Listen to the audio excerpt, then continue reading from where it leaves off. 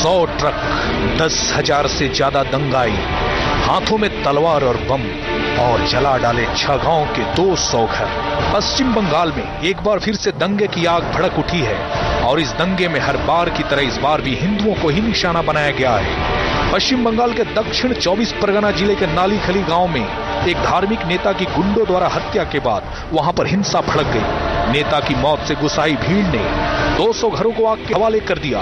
कथित तौर पर 60 साल के एक धार्मिक नेता जामतला गांव में किसी समारोह में गए हुए थे। सोमवार की रात जब वो मोटरसाइकिल पर लौट रहे थे तभी गुंडों के एक दल ने उन पर गोली चला दी और उनकी घटनास्थल पर ही मौत हो गई। इसके बाद से अफवाहों का बाजार गर्म हो गया और हवा में यह बात तैरने लगी कि धार्मिक नेता की हत्या नालीखली गांव के किसी शख्स ने ही कर दी है।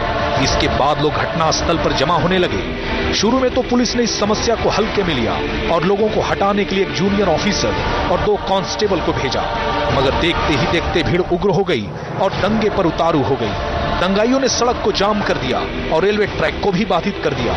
हमलावरों ने कई गांवों में लूट खसोट भी मचाई, मगर यहां सबसे चौंकाने वाली बात तो यह है कि पुलिस पूरे घटनाक्रम पर मूक दर्शक बनी देखती रही।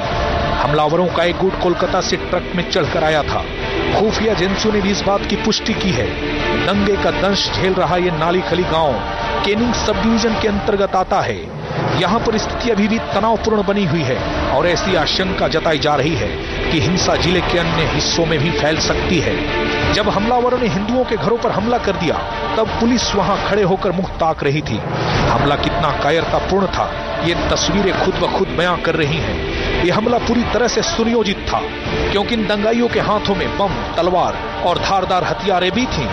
दंगाइयों ने पेट्रोल छिड़ककर हिंदुओं के घरों में आग लगा दिया। जिन लोगों ने इनका विरोध किया उनकी हमलावरों ने जमकर पिटाई की। हमलावर 3 घंटे तक लोगों के घरों को जलाते रहे और पुलिस कुछ भी नहीं कर पाई। यहाँ सबसे बड़ा सवाल यह है कि आखिर ममता बनर्जी क्यों सोई रही? इतनी बड़ी संख्या में दंगाई यहाँ कैसे इकट्ठे हुए? कि आखिर ममता और ममता की पुलिस क्या कर रही थी? ये अपने आप में एक बेहद गंभीर सवाल खड़ा करता है। ये वही ममता बनर्जी हैं जिन्होंने अल्पसंख्यक दंगाइयों के लिए स्पेशल हॉस्पिटल बनवाने का ऐलान किया था। दंगाइयों द्वारा हिंदू दुकानदारों की दुकानें भी जलाकर राख कर दी गई। यही कारण है कि यहाँ से हिंदू जान बचाने के लिए दुकानें छोड़कर भाग गए। दुकानें बच गई हैं, उन्हें लेने के बाद जलाकर खाक कर दिया गया। इसके बाद से आसपास के गांवों के हिंदू भी बेहद खौफजदा हैं। प्रियोर मोर गांव की स्थिति मुस्लिमों के भयानक आतंकों की पृष्ठभूमि में शुरू से ही बेहद संवेदनशील रहा है।